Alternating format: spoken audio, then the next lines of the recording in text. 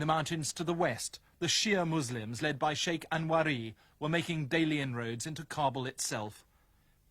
These hidden divisions inside the Mujahideen had their first effects on the Mujahideen forces closest to Kabul, the Shia Muslims. They had been excluded from the interim government.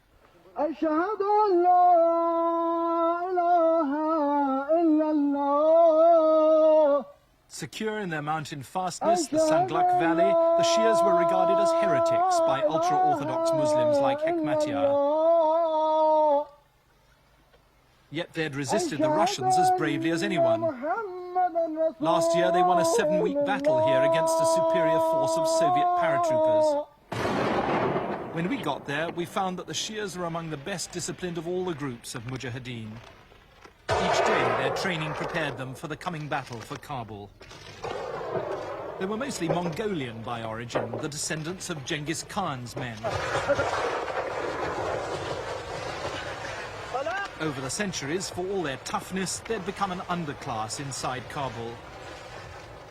Now they were being turned into a fifth column to undermine the city. Their propaganda was distributed inside Kabul, and they offered to smuggle us into the city to see the resistance there. There was something generous, but also rather naive about them. Their leader, Sheikh Anwari, was prepared to bear the brunt of staging an all-out insurrection inside Kabul if the other Mujahideen groups, the Orthodox Muslim ones, would begin a concerted attack from the outside. He was planning to go to Pakistan to make this offer to the newly formed interim government. We've reached a critical moment in our struggle for victory. What we want to do now is link up with all the different groups of fighters so that as soon as possible we can move on and capture Kabul without suffering enormous casualties. We set off for Kabul with a Mujahideen escort. Every major vantage point was guarded by an Afghan army post. On the pathways, there was the constant danger of mines as we made our way across the mountains of the Hindu Kush. Our guides naturally skirted round the army posts as far as possible. But the Afghan army was deeply demoralized, and the soldiers from one base we passed surrendered to us in their entirety, handing over all their weapons. They were anxious to demonstrate their newfound enthusiasm for the Mujahideen cause. Will you now fight the people who used to be your friends? Yes. You don't have any worries about fighting your friends and brothers? No. You will fight, and will Najibullah be defeated? Yes, we are ready to fight. In a ruined town on the hills overlooking Kabul, the defectors were treated as honored recruits to the cause. The Shias, understanding the value of undermining enemy morale, got the new men to call up military headquarters and give them a piece of their mind.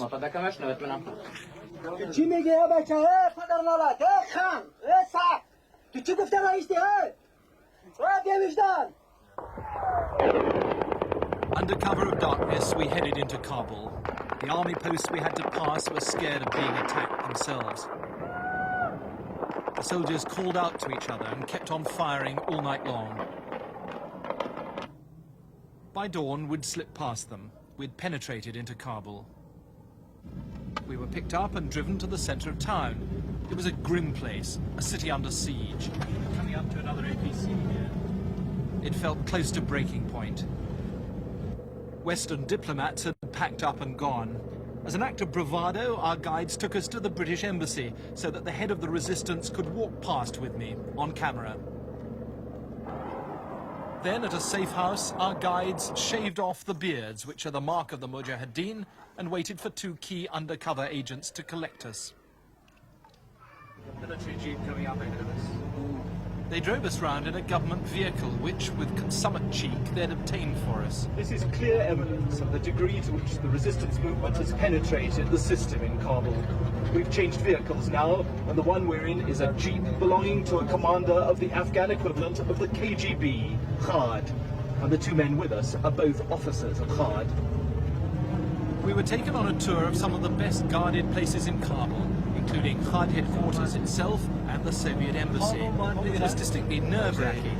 But we were able to film everywhere undisturbed because people assumed we were from the secret police. We saw the endless food queues that suggested the city was near collapse. And when we needed petrol, the driver simply commandeered more from the army. Afterwards, while we hid in another safe house, our two double agents told me why they'd taken on the dangerous task of infiltrating the secret police. Jihad is one of the regime's most hated and feared weapons. Without it, President Najibullah couldn't stay in power. So the Mujahideen have infiltrated it to pave the way for his puppet government's downfall. The Shias knew the importance of keeping the support of the people. When they arranged an attack, they went to great lengths to avoid killing or injuring ordinary citizens. They had planned a rocket strike against Jihad headquarters, for instance. They deliberately used a Russian watch as a timer. The rocket was to be planted only 50 yards from the target. Even so, it missed, exploding harmlessly on waste ground. We'd been in the city 3 days and were lucky to escape. Agents loyal to Jihad were onto us, and there was a shootout before we got away through the outskirts of the city. But on our return, we found the interim government had refused the Shias' terms for joining them. There would be no uprising in Kabul. The Shias had withdrawn their offer. For Hekmatyar, they were traitors. It will be strange for us to hear that some of our brothers have understanding of Kabul regime, and now they have stopped fighting against this regime. And I don't think any Muslim can commit such a mistake. In other words, they weren't even proper Muslims. Despite their steadfastness, the men they'd lost, and the resistance movement they'd built up, the interim government wouldn't include them. It didn't want to have to share power with them after Kabul had fallen. So the Shia threat to Kabul evaporated.